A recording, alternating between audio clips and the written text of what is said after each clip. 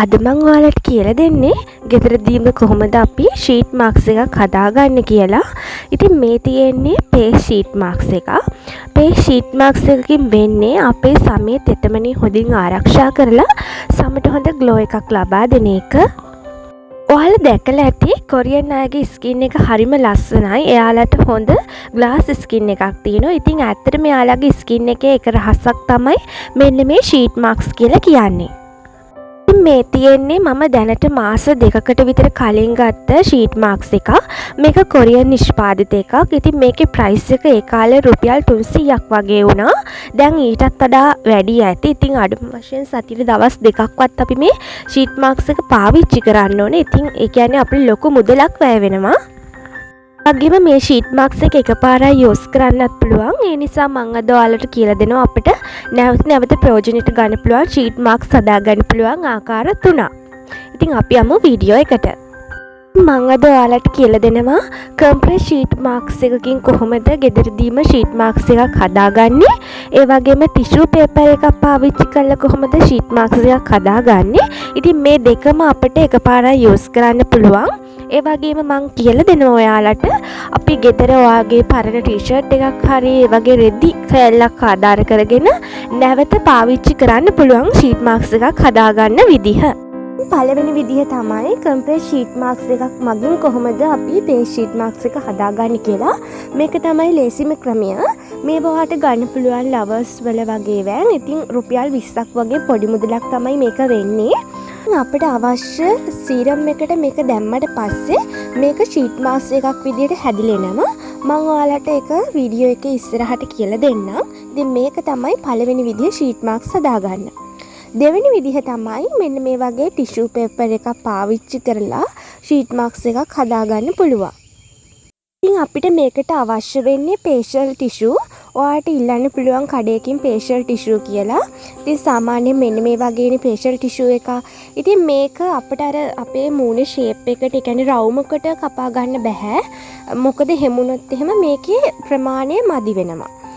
වගේම ඔයාලට පුළුවන් මේක ඔයාගේ පරණ ටී-ෂර්ට් එකක් කපලා අරගෙන හදාගන්න. එතකොට අපිට ඒක නැවත පාවිච්චි කරන්න පුළුවන්.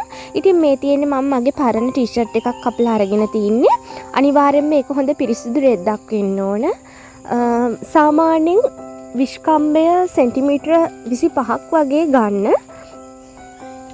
මම ඔයාලට කියලා දෙන්නම් දැන් මේක අපි කොහොමද ෂීට් මාක්ස් එකක් විදිහට කපා ගන්න කියලා.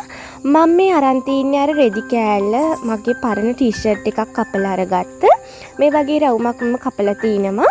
මෙන්න මේ විදිහට මේ රෙදි කැබැල්ල උඩ කොටස නවලා අපි මුලින්ම මේකේ ඇස් දෙක තමයි කපා ගන්න හදන්නේ.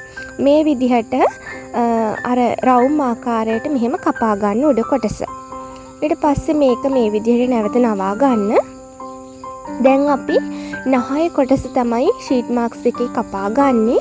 ඉතින් මෙන්න මේ විදිහට කපා ගන්න පුළුවන්. ඔයාලට මං හිතන තේරෙනවා ඇති කියලා මේ වීඩියෝ එකේ. මෙතනදී ඔයාගේ ඇස් ළඟ ඉඳලා නහය ළඟට තියෙන පරතරය මත මේක කපා ගන්න. ඉතින් මගේ තියෙන ප්‍රමාණයට තමයි මම මේ අරගන්නේ. ඔයාලා මේක හරියට කපා ගත්තේ නැතොත් එහෙම ඔයාට හරියට ෂීට් මාක්ස් එක එන්නේ නැහැ. අනිවාර්යයෙන්ම මේ නහය ඇස් කට ළඟ තියෙන පරතරය ගැන සැලකිලිමත් වෙන්න. ඉතින් මේ විදිහටම තමයි ටිෂු පේපර් එකකුත් අපි නවලා කපා ගන්න ඕන. ඔයාලට පුළුවන් මේ ආකාරයටම ටිෂු පේපර් එකත් කපා ගන්න. ඉතින් දැන් බලමු අපි මේ ෂීට් මාක්ස් එකේ සීරම් එක හදාගන්න විදිහ. මෙතනදී ඔයාලට කැමති ද්‍රාවණයක් යොදා ගන්න පුළුවන්. ඉතින් මම මෙතනදී පාවිච්චි කරන්නේ කෝමාරිකා තේ හැඳි 1යි, මීපැණි තේ හැඳි 1කුයි, රෝස වතුර එකතු කරලා තමයි මේ සීරම් එක හදාගන්නේ. ඔයාලට පුළුවන් මේකට රයිස් වෝටර් පාවිච්චි කරන්න, රෝස වතුර විතරක් වුණත් පාවිච්චි කරන්න. ඊට පස්සේ අපි මේ සීරම් එකට අපි හදාගත්ත පේස් ෂීට් මාක්ස් එක මේ විදිහට ගිල්වනවා. ඔයාලට මේ පහළ වම් පැසින් පේනවා ඇති අර කම්ප්‍රෙස් ෂීට් මාක්ස් එක මම සීරම් එකට දාලා තියෙන්නේ. එතකොට ඒක ටික ටික මේ විදිහට ලොකු වෙනවා. ඉතින් ටිෂු පේපර් එක දාද්දි ටිකක් සැලකිලිමත් වෙන්න. මොකද ටිෂු එක ඉක්මනින්ම කැඩිලා යන්න පුළුවන්. ඒක ගොඩාක් වෙලා ඒ හින්දා තියන්න එපා. මෙන්න මේ විදිහට දිග්ගස්සලා අපේ මූණේ ෂේප් එකට මේක තියාගන්න. විනාඩි 20ක් තියුවට පස්සේ මේක අපිට ඉවත් කරන්න පුළුවන්. ඔයාට පුළුවන් මේක පේස් එකට ඇප්ලයි කරන්න කලින් මේක ෆ්‍රිජ් එකේ විනාඩි 20ක් විතර තියලා ගන්න. එතකොට අපේ මූණට හරිම සැහැල්ලුයි. ඉතින් සතියේ දවස් 2ක් 3ක් ඔයාට මේක පාවිච්චි කරන්න පුළුවන්. දිනපතා වුණත් මේක පාවිච්චි කරන්න පුළුවන්.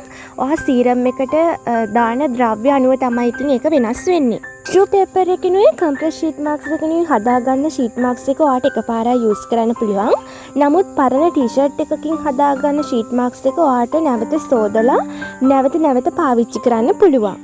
මේකෙන් ඔයාට ගොඩාක් හොඳ රිසල්ට් එකක් ගන්න පුළුවන්. ඉතින් වීඩියෝ එක හොඳයි නම් අනිවාර්යයෙන්ම channel එක subscribe කරලා තියාගන්න. ප්‍රශ්න තියෙනවා නම් ඔයාට පුළුවන් කමෙන්ට් කරලා අහන්න.